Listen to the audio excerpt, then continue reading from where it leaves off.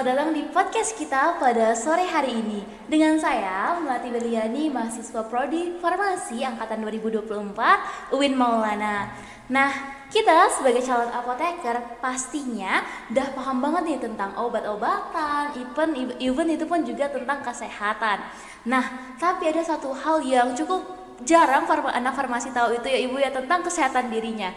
Nah, kenapa? Karena pada tema kali ini kita akan ngebahas tentang tubuh kita sebagai investasi di masa depan. Nah, ibu, ironisnya kita sebagai mahasiswa farmasi nih, saya juga sebagai mahasiswa farmasi sangat bisa dibilang itu cukup nggak peduli sama kesehatannya, karena kita sibuk ngelaprak ya ibu ya, kadang bergadang, terus juga makannya sembarangan, nggak kekontrol gitu ibu ya. Nah, hal ini mungkin merupakan sound yang familiar yang saya teman-teman dengar. Nah, hari ini kita bersama Dr. Apoteker Wirda Anggraini, Sarjana Farmasi, Magister Farmasi. Kita akan diskusi santai tentang pentingnya menjaga kesehatan tubuh sebagai bentuk investasi kita di masa depan. Nah, tubuh ini merupakan aset paling berharga yang perlu kita investasikan sejak sekarang banget ya ibu ya. Nah, percaya deh, perspektif ini akan mengubah cara kita memandang tentang kesehatan dan juga baik untuk diri kita maupun nanti kita kalau misalnya jadi apoteker yang profesional. Nah, oke Bu Wirda, kita langsung aja. Ibu Wirda, akhir-akhir ini kegiatannya apa aja Ibu? Mungkin seperti yang kita ini ya, jadi tetap aja kegiatannya adalah mengajar gitu ya di prodi farmasi sama di prodi apoteker gitu ya. Kemudian nanti saya juga aktif dalam berorganisasi juga gitu ya. Jadi untuk kedua periode ini di pengurus Ikatan Apoteker Indonesia. Jadi luar biasa sekali Ibu ya. Jadi juga aktif gitu ya untuk melakukan kegiatan di organisasi, khususnya profesi kita sendiri adalah sebagai apoteker. Oke, teman-teman kita kali ini dapat narasumber yang sangat luar biasa dan doakan semoga saya bisa mengikuti Ibu Wirda. Amin amin ya robbal alamin. Oke Ibu, kita lanjut aja Ibu ya Bu. Oke, Bu Wirda, sebagai mahasiswa farmasi kita sering banget nih fokusnya tentang belajar, tentang obat-obatan, memperbaiki tubuh gitu ya. Nah, tapi gimana sih cara kita memandang tubuh kita ini sebagai investasi Ibu? Karena kan ada beberapa anak yang nganggap oh yaudah deh kesehatan gitu-gitu aja, paling kalau misalnya kita makan ini juga sehat-sehat aja gitu.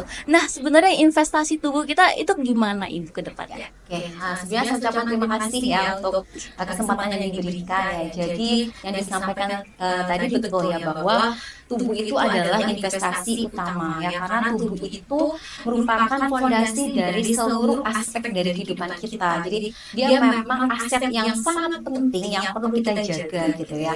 Jadi kalau misalnya tentunya pada saat kita beraktivitas gitu ya, itu kan juga tergantung dari kondisi tubuh kita, tergantung dari kesehatan fisik kita. Nah itu, jadi tentunya itu adalah ada beberapa alasan kenapa sih tubuh itu menjadi investasi utama. Yang pertama adalah kesehatan. Jadi kesehatan itu tidak hanya melulu terkait dengan kita sehat secara fisik ya, tapi kita juga harus sehat secara mental, secara emosional. Jadi pada saat gampangannya adalah kalau misalnya kondisi fisik kita sehat, nah kita itu akan dengan santai, dengan nyaman untuk beraktivitas sehari-hari. Nah, sehat itu bisa secara fisik tadi, kemudian dengan kita berolahraga, kemudian kita tadi sama ya disampaikan tadi oleh mbaknya, yaitu kita juga harus menjaga pola makan hidup yang sehat, sehingga nanti tentunya adalah akan meningkatkan kualitas hidup kita.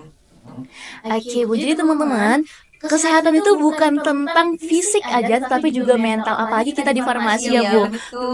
Soalnya itu susah, soal ujiannya, UAP-nya, kadang juga asletnya yang agak marah ke kita, jadi kita harus tetap nyiapin mental dan juga fisik teman-teman. Jadi ada sesi curhat dikit gitu ya. Benar sekali Ibu. Karena di sini kita benar-benar ngobrol santai teman-teman agar informasinya disampaikan juga enak teman-teman dengarnya gitu. Oke, kita lanjut Ibu. Nah, ini nih yang jadi kontradiktif kita sebagai mahasiswa farmasi Ibu. Kita paham banget nih tentang teori kesehatan, tapi prakteknya itu kayak kita nge-skip makanan kita nge-skip makan pagi. Karena juga pagi makan gorengan doang ya Ibu ya. Karena ya udah lapar, ya udah makan seadanya aja Ibu. Nah, terus juga pastinya kita laprak Ibu. Kadang mahasiswa, karena saya punya kakak tingkat, mahasiswa itu lapraknya ada yang 4, deadline-nya dekat-dekat. Jadi sering bergadang Ibu. Nah, terus juga ada yang karena deadline-nya mepet, laprak banyak. Jadi kita sebagai mahasiswa farmasi ini kadang stresnya tingkat dewa gitu Ibu.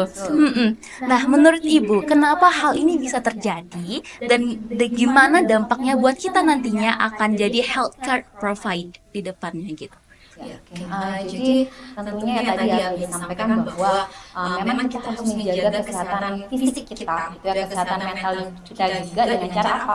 Kita harus melakukan pola hidup sehat. Jadi terutama adalah pada saat apalagi sekarang ya dari mahasiswa gitu ya, tadi lapaknya banyak gitu ya. Lapaknya banyak ya tentunya ya kemudian akan menimbulkan suatu efek yaitu sulit tidur gitu ya, kemudian stres, kemudian meningkatkan kecemasan gitu ya. Karena apa? Karena kalau misalnya kita mengabaikan waktu untuk kita itu mengabaikan waktu untuk menjaga kondisi tubuh kita, tentunya akan menimbulkan suatu efek-efek yang atau konsekuensi negatif yang harus kita terima gitu ya. Misalnya kalau misalnya kita mengabaikan waktu kita untuk olahraga, untuk menjaga pola makan yang sehat, kemudian tidak hanya pola makan sehat aja, kemudian konsumsi air, minum gitu ya, kemudian menjaga pikiran kita untuk tidak stres gitu ya. Nah, itu tentunya kan juga akan berdampak negatif. Pertama misalnya kondisi kesehatan kita menjadi melemah gitu ya. Contohnya misalnya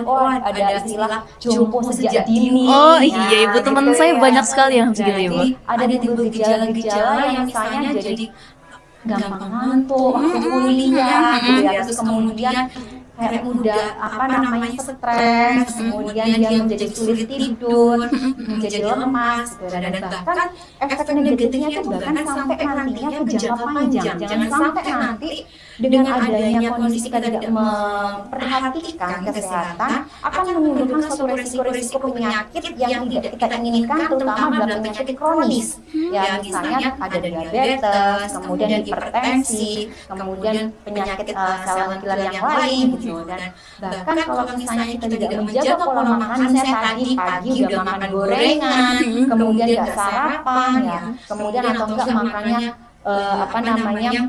langsung dalam porsi yang besar. Nah, awalnya apa? Menimbulkan suatu obesitas. Obesitas, nah maka akan berpengaruh terhadap apa?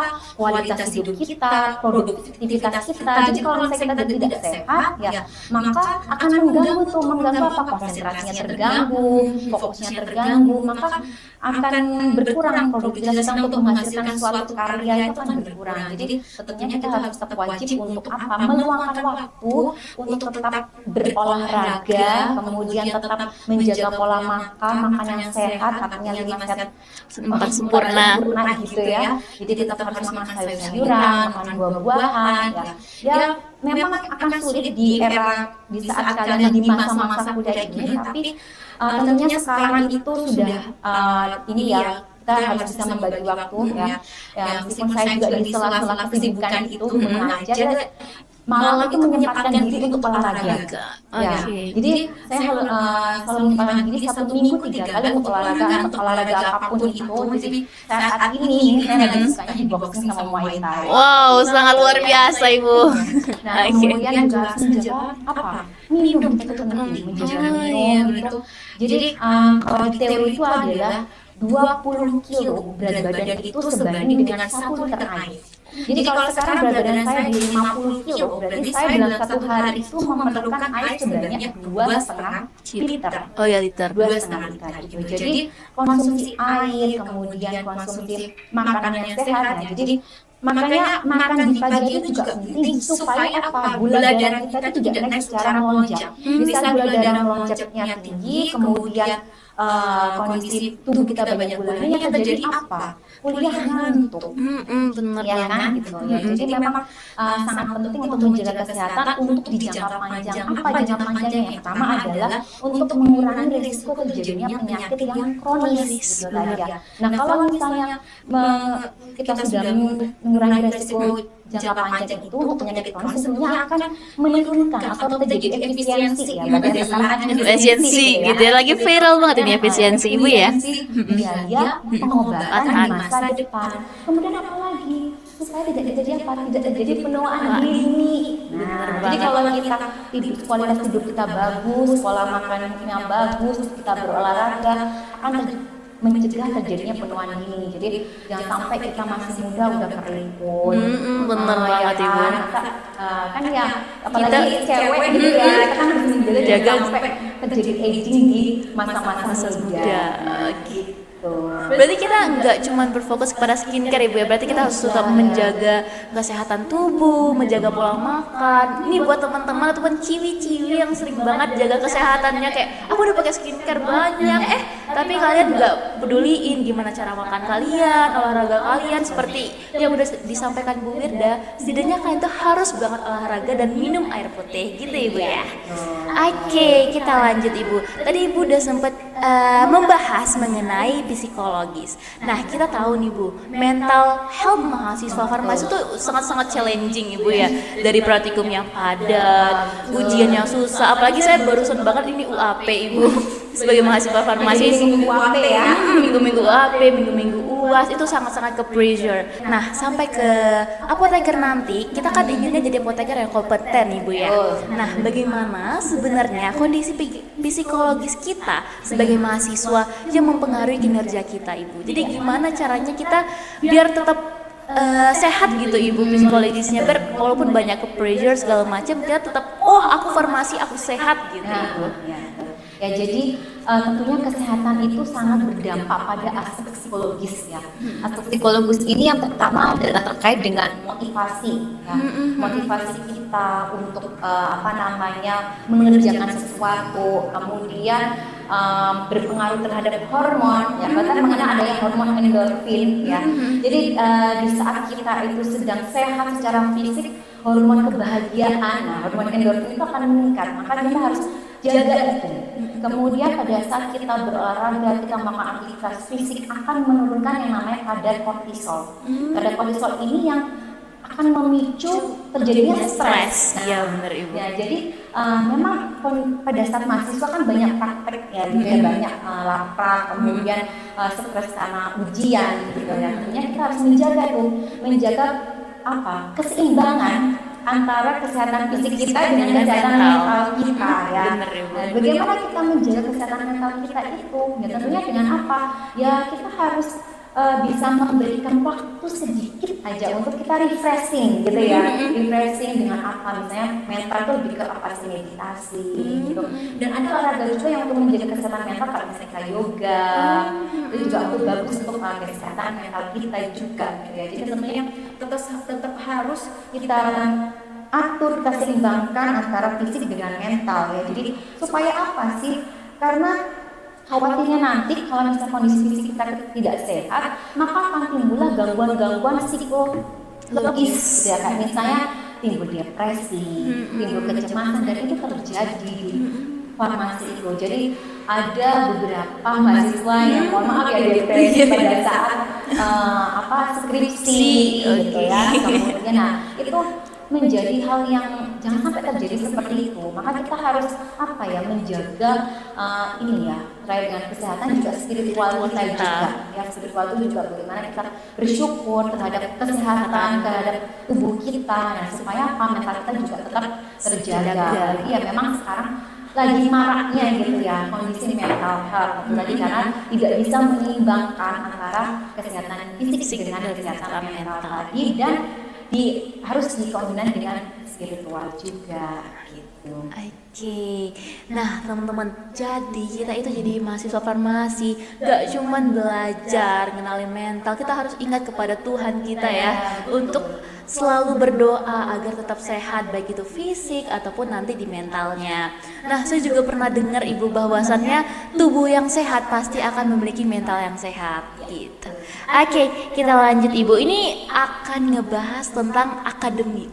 Jadi kita sebagai mahasiswa farmasi membahas akademik yang banyak. Terus juga ada beberapa, jujur saya juga termasuk mahasiswa yang aktif di beberapa organisasi Ibu. Nah, karena banyaknya tugas-tugas, deadline yang dekat, kadang juga ada beberapa yang materi cukup sulit untuk dipahami untuk sekali pengajaran saja, jadi harus diulang-ulang belajarnya. Tetapi juga ada beberapa hal saya harus ngerjain deadline organisasi gitu Bu. Jadi harus kayak misalnya nih, oh kamu kebetulan saya join di PSDM nih Bu. Jadi oh kamu besok di PSDM jadi narasumber ini gini-gini ya, harus jadi podcast gini-gini ya gitu. Ternyata besoknya saya harus ngumpulin tugas Ibu. Nah jadi gimana Ibu, kita sebagai mahasiswa farmasi bisa memanage time antara saatnya organisasi, saatnya kita belajar akademik gitu Ibu, gimana Ibu? Ya, oke. Jadi pada saat memang ya, tadi juga saya sempat berbicara banyak kepada tadi ketuanya ya, Kak Arbi Bu ya. Jadi memang di saat ini, di saat masa kuliah itu memang tidak ada salahnya kita itu aktif untuk berorganisasi, karena apalagi kita akan berorganisasi kalau nggak di masa kuliah gitu ya. Yang pertama adalah untuk menambah pengalaman gitu ya tentunya ya, kemudian untuk meningkatkan jiwa sosial kita, kemudian untuk apa juga untuk relasi. Nah, relasi juga itu penting. Nah, sebenarnya tidak apa-apa ya di zaman atau pada saat kita kuliah, kita berorganisasi, yang penting adalah kita bisa memanage waktu dengan apa? Kita harus membuat skala prioritas kita. Ya, jadi harus membuat skala prioritas di mana tujuan utama kalian sebagai mahasiswa adalah untuk kuliah. Bener. Nah, jadi prioritas pertama adalah kuliah yang harus didahulukan, baru kemudian yang berikutnya adalah organisasi. Memang organisasi nanti itu akan meningkatkan soft skill kita. Jadi kita harus balance antara hard dan soft skill gitu ya. Nah jadi dengan adanya kalian berorganisasi sebenarnya nggak masalah itu untuk meningkatkan soft skill sebagai mahasiswa. Tapi itu tadi kita harus bisa memanage waktu gitu ya, atau membuat time management gitu ya. Oh hari ini saya harus ngapain gitu ya. Nah kemudian nantinya adalah kita harus membuat skala prioritas, di mana sebagai mahasiswa skala prioritas kita adalah sebagai mahasiswa adalah untuk kuliah. Bener. Harus Ya. ngerjain tugas, Iya, harus ngerjain tugas, ngejarin membuat- PK. yang ngejar PK itu boleh banget ngejar PK. Dulu zaman saya kuliah, saya selalu juga membuat target-target. Dan saya juga waktu kuliah itu ikut BEM. Tapi kalau dulu itu bukan BEM sih, kalau zaman kuliah saya dulu DPM. DPM itu apa ya dulu tuh kayak anggapannya kalau di eksekutif itu bagian DPR-nya gitu ya, itu DPM gitu. Jadi saya memutuskan untuk berorganisasi gitu ya, untuk mencari pengalaman ya, berarti saya juga harus konsekuensinya adalah waktu kita semakin banyak untuk beraktivitas. Nah kemudian kita juga harus memanage waktu dengan skala-skala prioritas gitu. Oke, jadi kita teman-teman harus banget kita bikin suatu skala prioritas. Nah, skala prioritas ini nanti akan ngebantu kita, saatnya nih kita untuk berorganisasi dan saatnya kita untuk mementingkan akademik kita. Tapi ingat, kita sebagai mahasiswa tentunya tujuan pertama kita adalah untuk mementingkan akademik kita dan agar menjadi seorang apoteker yang kompeten. Oke, Ibu. Nah, Ya, ini jangan sampai nanti dengan kita berorganisasi lulusnya jadi nggak tepat waktu. Itu yang kita khawatirkan, dan itu beberapa kali terjadi dengan menjadi aktivis ya kemudian kuliahnya molor. Nah janganlah sampai seperti itu. Boleh kita berorganisasi tapi malah dengan organisasi itu tunjukkan bahwa tidak di saat kita ikut organisasi itu tidak menyampingkan kuliah, malah ditunjukkan kepada yang lain, aku tuh loh bisa tepat waktu dengan berorganisasi.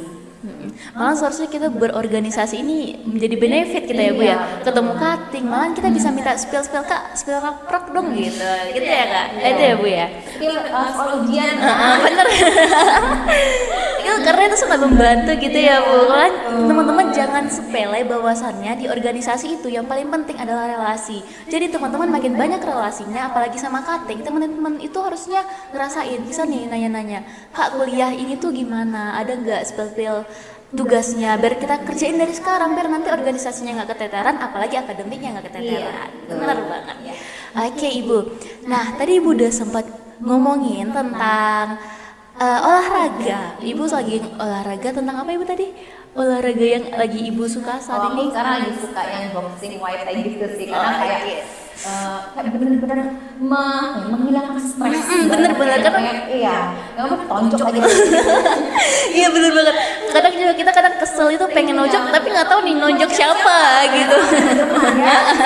Apalagi kalau kita nonjokin ginting lebih sakit kitanya ibu. Bener.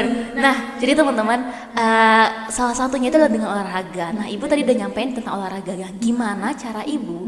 Mungkin kita lebih memperdalam tentang olahraganya ya. Gimana cara ibu membagi waktu? Mungkin ini kan ibu kan sekarang ngajarnya di farmasi dan juga di apoteker gitu. Otomatis ibu lebih hektik ya dibandingkan kita. Nah itu gimana cara ibu membagi waktu? Oh saatnya kita olahraga, kemudian oh saatnya kita lagi self care nih untuk kita gimana untuk mementingkan kesehatan kita investasi di masa depan itu. Jadi saya selalu menanamkan bahwa sama aja kayak di nugget lain, kemudian di pustaka yang lain gitu.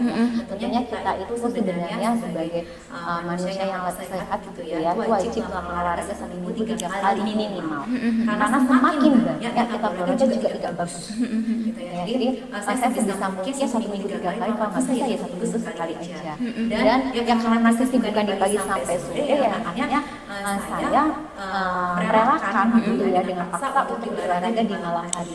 Sebenarnya olahraga itu bukan menjadi suatu kayak apa ya, menjadi alasan gitu ya untuk tidak menjaga kesehatan. Karena sekarang itu kan banyak gitu ya di platform-platform, bahkan di smartphone itu juga ada ya untuk teknologi terkait dengan olahraga gitu ya. Dan itu bisa kalian lakukan di misalnya setelah sholat subuh gitu kan, bisa nggak usah lama-lama, 15 menit aja sudah sangat cukup untuk paling tidak itu adalah untuk meningkatkan hormon gitu ya, dan menurunkan hormon-hormon yang bersifat untuk memicu stres gitu ya. Itu yang penting adalah itu. Jadi cukup aja 15 menit gitu ya. Entah kalian misalnya kan mahasiswa kan anak kosan ya, di kos-kosan cukup kardio aja sebenarnya bisa itu untuk menjaga kondisi fisik kita, menjaga mental kita supaya kita tetap pada saat datang ke kampus dalam kondisi yang fresh, kondisi yang memberikan, bahkan dengan kita secara fisik itu bisa memberikan positif vibe ya, kepada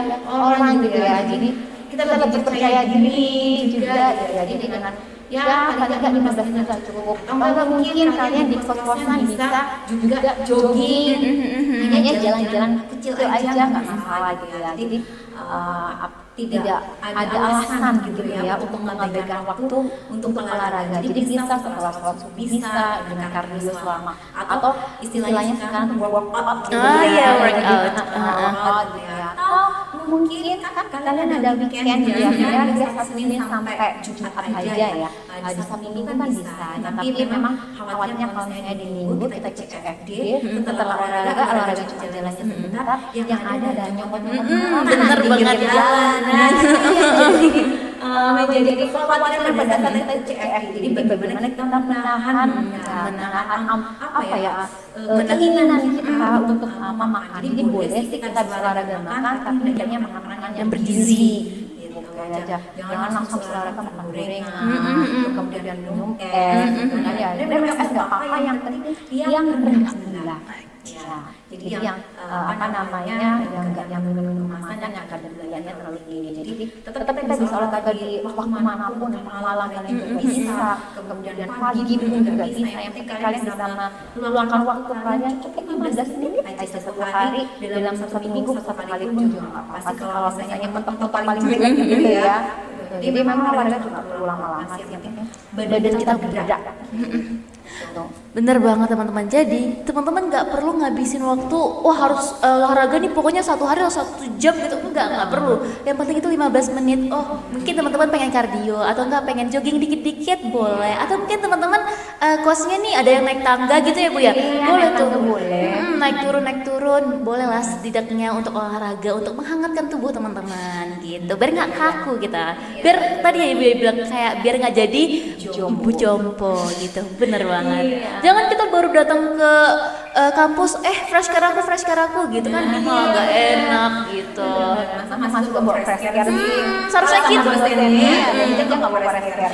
Seharusnya kita yang jual fresh care-nya, kita kan calon apoteker gitu. Oke Ibu, lanjut. Nah ini tadi Ibu udah ngebahas tentang aplikasi teknologi mungkin yang bisa dipakai untuk olahraga. Nah Ibu kira-kira ada nggak ya mungkin sekitaran aplikasi atau teknologi, apa lagi kita ya mahasiswa ini mungkin dari kecil ada yang udah bergantungan dengan teknologi Ibu. Jadi menurut Ibu ada nggak beberapa semacam aplikasi atau teknologi yang bisa membantu mahasiswa farmasi untuk lebih aware tentang kesehatan tubuhnya gitu? Jadi dengan berkembangnya waktu ya, kemudian stok teknologi juga semakin meningkat gitu ya. Jadi juga akan mendukung dalam proses untuk menjaga kesehatan. Jadi ada beberapa teknologi yang menguntungkan atau menyediakan fitur-fitur yang nanti kita bisa menjaga kesehatan kita. Jadi ada yang bisa memantau kesehatan kita secara real time gitu ya. Misalnya adalah dengan adanya smartwatch sekarang gitu ya. Itu kan bisa melihat sekarang kalori yang sudah kita bakar berapa. Kita sudah berapa langkah kita dalam satu hari ini gitu ya. Kemudian bisa melihat kesehatan fisik kita juga, misalnya tekanan darah, denyut jantung gitu dengan adanya smartwatch kita, itu merek apapun ya, bisa kan banyak sekali ya merek smartwatch. Kemudian kita juga bisa mendapatkan suatu edukasi atau informasi dari platform-platform yang sudah ada, misalnya dari YouTube. Kemudian saat ini yang kita lakukan adalah podcast, benar banget, sebagai tempat wahana atau media sharing session gitu ya, sharing knowledge gitu ya, terkait dengan bagaimana kesehatan, kemudian terkait dengan mungkin nanti ada podcast terkait dengan penyakit dan pencegahannya. Kemudian di YouTube kan kita juga bisa melihat ya olahraga apa yang kita inginkan, misalnya olahraga bisa kalian mau workout atau mau cardio atau mau meditasi dengan yoga. Kemudian sekarang itu yang lagi viral juga ada pilates gitu ya, Pilates. Ya kan sekarang tuh banyak olahraga dan itu kan juga kita bisa akses dari sosial media. Kemudian kita juga meningkatkan konsistensi kita untuk termotivasi untuk konsisten. Jadi kayak misalnya saya pakai smartwatch ya, itu ada penanda atau mengingat gitu ya. Kapan sih harus berdiri? Berarti itu kita harus berdiri. Ya, jadi itu juga nggak bagus untuk duduk terus-menerus gitu ya. Maka saya kalau misalnya yang tahu saya mengajar, saya hampir mayoritas nggak duduk, ngajarnya berdiri Ibu ya. Dan jalan kemana-mana ya. Kadang-kadang diingatkan, sekarang waktunya berdiri. Kemudian ada juga yang mengingatkan sekarang waktunya minum air. Karena kan satu hari minimal 8 gelas. Atau saya sekarang minumnya 2,5 liter. Jadi saya tuh kalau ngajar itu selalu bawa, kalau katanya teman-teman di kampus ya, dosen-dosen atau admin itu bawa galon. Karena memang kebutuhan saya satu hari 2,5 liter. Jadi saya harus penuhi itu. Karena kalau misalnya kita minum dengan air itu ya kondisinya kan kulitnya jadi kering. Jadi itu untuk dari smartwatch juga. Kemudian untuk terkait dengan nutrisi, sekarang juga banyak banget ya aplikasi-aplikasi untuk memberikan menyediakan meal plan dalam satu hari sesuai dengan kalori yang kita butuhkan. Jadi kita berikan data tentang data tinggi badan kita, data berat badan kita, berarti kita butuh kemudian usia terutama ya, karena berbeda usia tentunya akan mempengaruhi kebutuhan kalori kita. Karena ada yang kayak misalnya fat screen ya, kemudian kalau ada juga saya itu My Nutrition Diary itu juga bisa itu untuk nutrisi. Jadi kita perlu tahu dalam satu hari itu kebutuhan kalori kita itu berapa. Jadi kan kita jangan sampai kita itu makan lebih kalori. Jadi kan bisa diinput tuh ya. Saya sehari ini makan apa nih? Ya. Kemudian nanti jangan sampai misalnya kebutuhan kalori kita 1.000 sekian, kita makan nasi padang. Sekali makan nasi padang udah 1.000 lebih. Jadi ada lebih kalori, jadi ada obesitas, peningkatan berat badan. Kemudian ada juga adalah untuk untuk mental kita tuh juga ada di platform-platform atau aplikasi. Dan misalnya Motivate ya, kemudian Calm juga untuk meditasi untuk mengetahui suasana hati kita itu sekarang itu gimana sih gitu ya. Itu bisa jadi banyak sekali platform sekarang untuk terkait dengan kesehatan fisik gitu ya, untuk kita Kemudian juga ada untuk aplikasi yang untuk training, ya latihan itu juga Ada.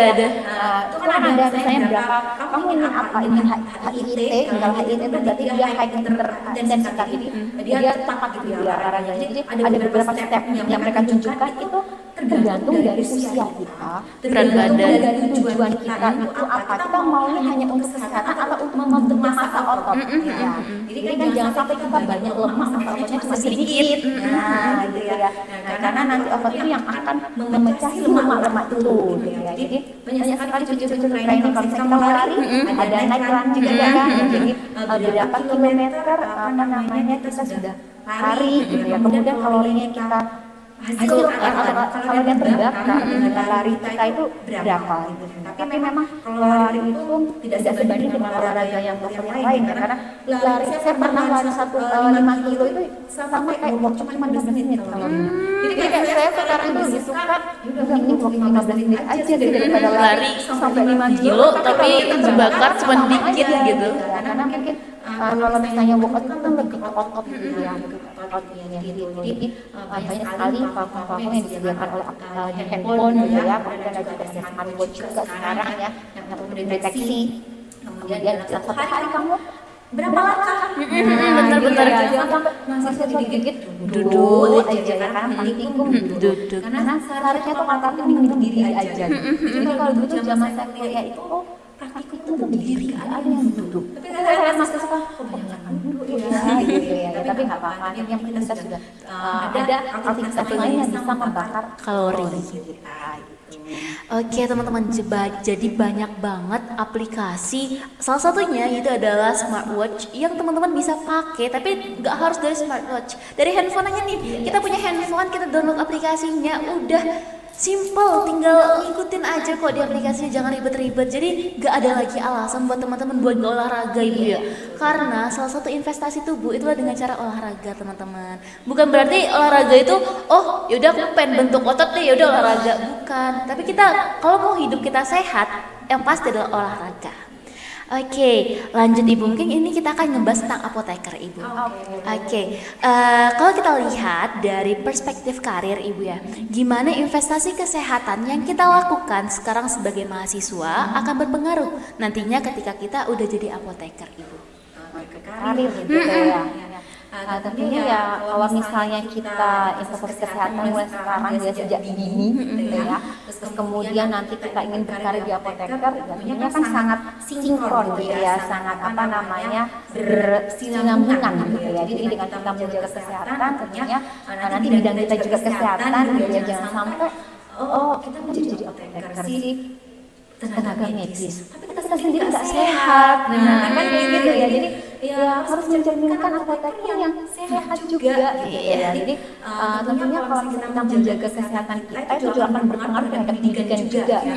Karena akan meningkatkan fokus kita dalam belajar, kemudian meningkatkan daya ingat juga bisa untuk meningkatkan daya ingat pada saat kita menjaga kesehatan fisik gitu ya. Kemudian kita juga akan meningkatkan daya ingat kita. Jadi tentunya pendidikan juga menjadi lebih baik gitu ya. Kemudian nanti bisa berkarir sebagai apoteker ya. Ini tidak hanya kalau misalnya berbicara terkait dengan ingin menjadi apoteker tidak hanya kesehatan saja, tapi juga knowledge juga penting ya, akademik juga gitu ya. Ini harapannya dari saat kalian menjadi sarjana farmasi nantinya akan lanjut ke profesi apoteker sebagai suatu organisasi sebagai profesi gitu ya. Profesi kita adalah sebagai panggilan hidup kita nanti adalah sebagai apoteker, di mana apoteker yang profesional, apoteker yang berkompeten dengan dipicu juga atau dilatih juga dengan kondisi fisik yang sehat.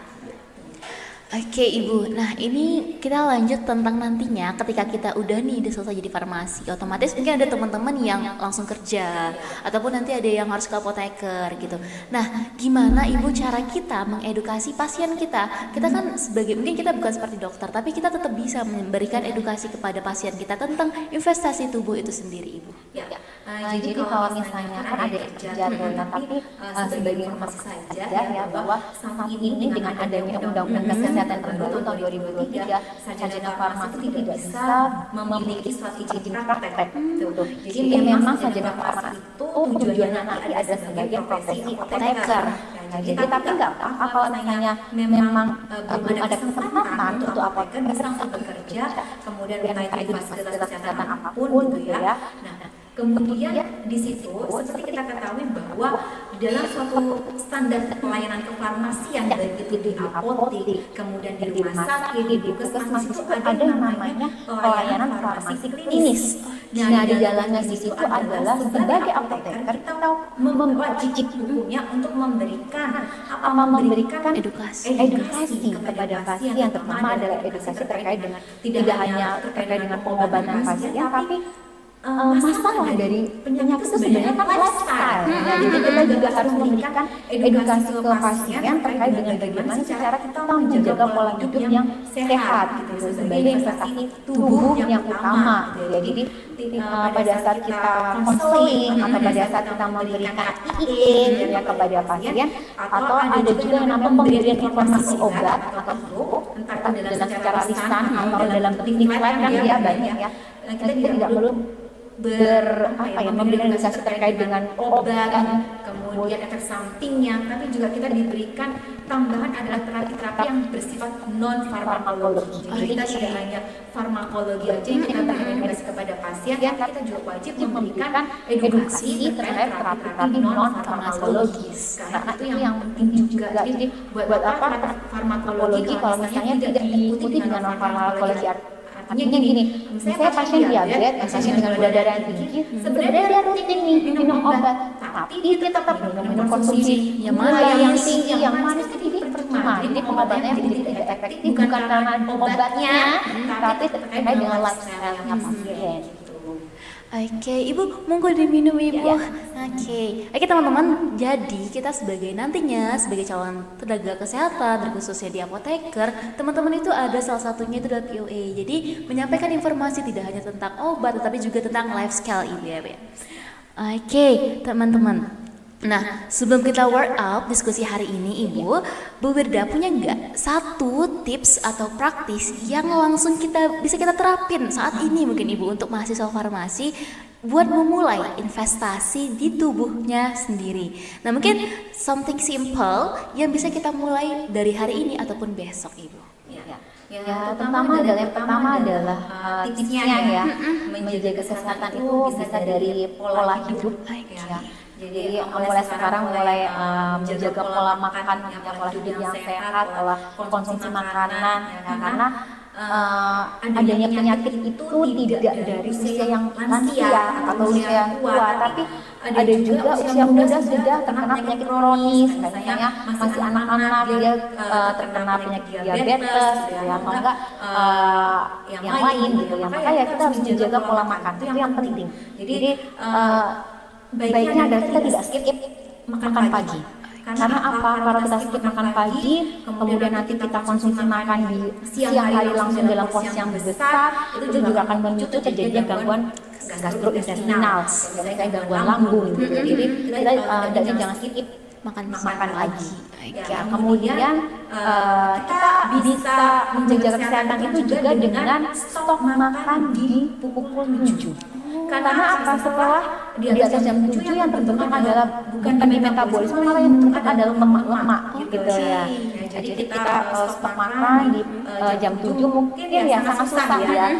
Apalagi ada kadang-kadang yang lapar tengah malam gitu ya, Bu. Kemudian lagi begadang, kadang lapar, aduh lapar nih gitu. Mungkin bisa dengan konsumsi buah gitu. Jadi kalau misalnya kita ada kondisi lapar di tengah-tengah itu kita harus cari tahu dulu ini sebenarnya tubuh kita itu butuh makan apa enggak sih gitu ya. Kita coba dulu dengan minum air putih, apa enggak dia mengalami dehidrasi. Jadi kita coba minum dulu. Minum sudah beberapa mili tapi enggak ada perubahan. Nah, boleh kalian untuk makan gitu ya. Enggak diimbangi juga dengan buah-buahan gitu ya. Terus kemudian selain kita menjaga pola makan, kita juga apa tadi minum ya itu penting. Jadi biasakan setelah bangun tidur langsung minum terlebih dahulu.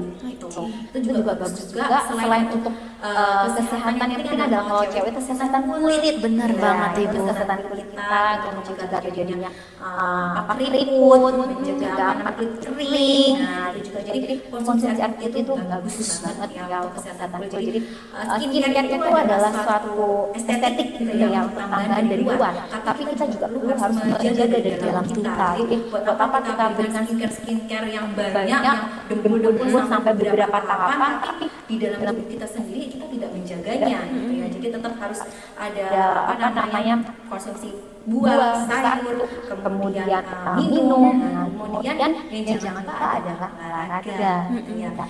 Terserah kalian mau 1 minggu berapa kali, yang jelas adalah dalam 1 minggu hendaknya adalah ada 15 menit lah kalian untuk olahraga ringan aja. Kalian bisa lihat di aplikasi yang ada di smartphone masing-masing ya, dengan mendownload banyak ya, ada kalau misalnya ada Apple Fitness, Oh iya, benar-benar ada fitness. kemudian ada training runner juga ada, jadi bisa olahraga. Dan mungkin juga sekarang ini kan lagi FOMO yang namanya fun run. Oke, iya bener banget. Strativa juga ibu salah satunya. Strativa.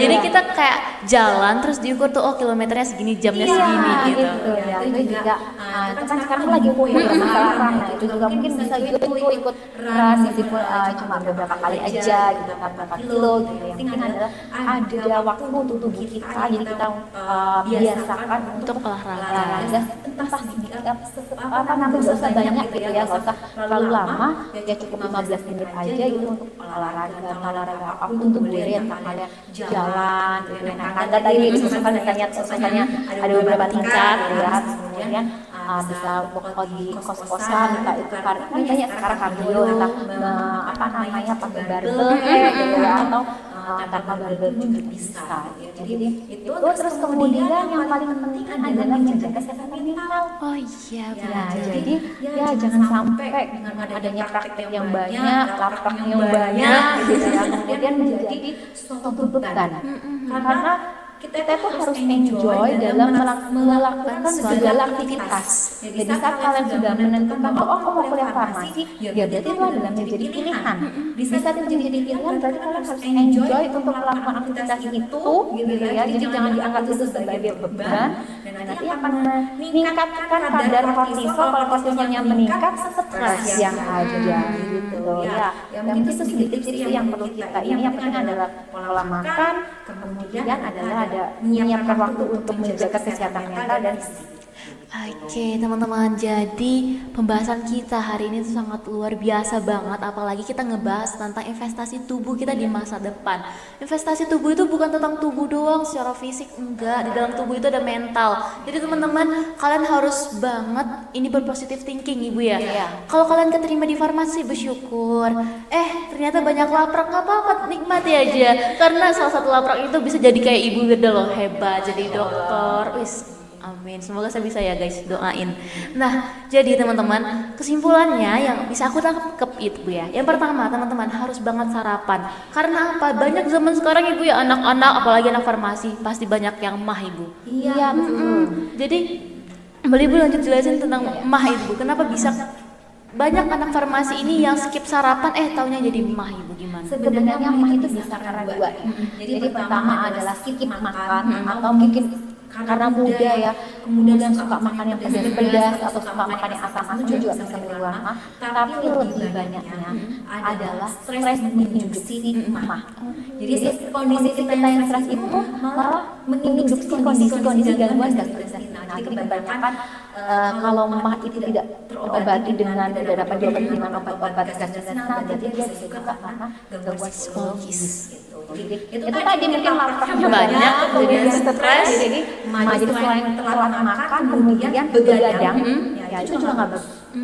Jadi juga memang gimana ya, kita lagi mahasiswa, saya pun juga pernah mengalaminya gitu ya. Kemudian apalagi kalau saya sebenarnya kalau lapar itu nggak sampai begadang, malah kalau itu begadang itu karena mau ujian. Bener ibu. Bahkan sampai nggak tidur. Bener sekali. Nah, terus kemudian dia minum kopi. Bener banget teman-teman, siapa yang relate ini? Jadi itu yang malah menginduksi kondisi mah. Jadi konsumsi kopi yang terlalu berlebihan, kemudian kondisi kita lagi stres, kemudian makannya itu setelah perut kosong langsung makan dalam jumlah yang banyak, itu adalah menimbulkan kondisi mah. Dan bisa juga karena stres itu. Oke. Jadi teman-teman jangan sampai stres, apalagi bergadang minum kopi. Aduh, kasihan perutnya. Mah itu nggak enak teman-teman, karena ada beberapa berita ya ibu yang saya baca itu dia malah meninggal di kosnya karena mah gitu. Oke. Hati-hati teman ya. Ingat tadi tips yang disampaikan Ibu. Yang pertama, teman-teman harus sarapan. Yang kedua, setidaknya fitness atau enggak olahraga deh 15 menit satu hari. Cukup kok. Terus yang ketiga, sering-sering minum air putih. Nah, terus yang keempat adalah jaga kesehatan mental teman-teman. Oke, Ibu. Dari sini sih cukup pertanyaan telah saya berikan. Nah, aku teman-teman mau ngasih closing statement. Obrolan kita ini seru banget ya, karena menyangkut tentang investasi kita di masa depan. Nah, seiring dengan berjalannya waktu, gak tentang tubuh itu harus sehat, makan apa aja, yang penting masih sadar, itu enggak teman-teman. Yang penting adalah kesehatan mental dan juga sering minum. Nah, teman-teman harus bisa banget manfaatin beberapa aplikasi yang ada di smartphone teman-teman untuk digunakan sebagai media edukasi teman-teman sendiri. Nah, teman-teman ingat ya, kita nanti jadi apoteker, otomatis kita akan memberikan edukasi kepada masyarakat. Nah, seperti misalnya teman-teman bisa andaikan di pesawat, kita juga kalau misalnya mau nolong orang, kita harus pakai masker oksigen dulu kan baru bisa nolong. Nah, bener Ibu kan ya? Nah, jadi mulai sekarang banget, teman-teman nonton video ini harus banget lakuin praktek yang telah diberikan Ibu. Karena kesehatan itu penting buat teman-teman. Tanpa ada kesehatan, teman-teman akan merasakan rasanya lelah dan juga capek. Oke Ibu. Oke teman-teman, itu closing statement yang aku berikan ke teman-teman. Semoga bermanfaat atas apa yang telah kita lakukan podcast hari ini Ibu ya. Saya mengucapkan terima kasih Ibu. Maaf kalau misalnya ada perkataan ataupun salah ucap yang saya berikan kepada Ibu. Saya benar-benar mengucapkan terima kasih. Saya mewakili tim. Terima kasih Ibu telah meluangkan waktunya Ibu. Sama-sama juga terima kasih udah diberi kesempatan untuk berbagi, sharing ya, jadi bahkan tidak berat ya materinya ya, jadi hanya sharing aja ya, apa yang telah saya lakukan selama hari ini Oke teman-teman, saya Melati Wiliani, saya mahasiswa farmasi. Saya tutup dengan wassalamualaikum warahmatullahi wabarakatuh. Bye.